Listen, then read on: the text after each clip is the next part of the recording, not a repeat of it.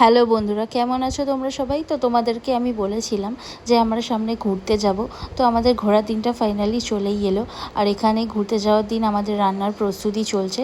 তো আমাদের নিয়ে যাওয়ার কথা হয়েছিল পরোটা আর পনিরের তরকারি, কারণ আমরা 8 জন মিলে যাব।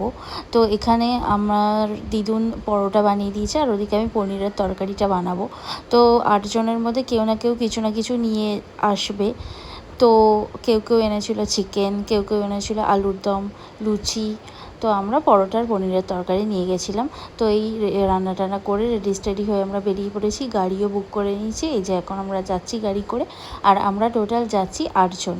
তো 4 জন ছিল অন্য গাড়িতে, 4 জন আমরা ছিলাম আর একটা গাড়িতে। তো তারা কিছুটা আগে ছিল আর আমরা কিছুটা পেছনে ছিলাম। আর এখন আমরা প্রায় বেহালার কাছাকাছি চলে এসেছি। আর আমাদের গন্তব্যস্থল কিন্তু শালিমার স্টেশন।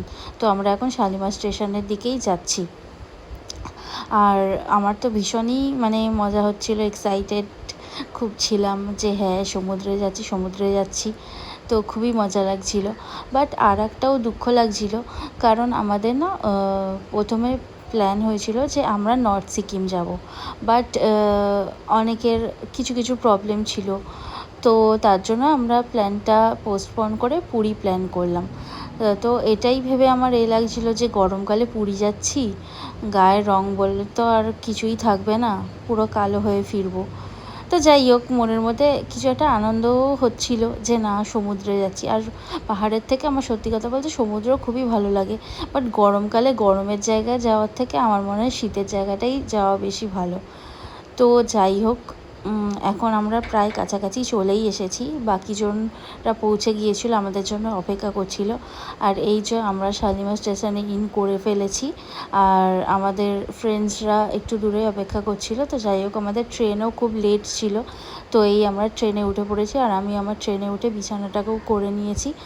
আর দেখো সবাই ঘুমিয়ে পড়েছে আর আমার তো চোখে একটু ঘুম নেই। আমি জানি না কেন আমার ট্রেনের মধ্যে একদমই ঘুম আসতে চায় না, শুধু পর্দা সরিয়ে সরিয়ে বাইরে দেখছি।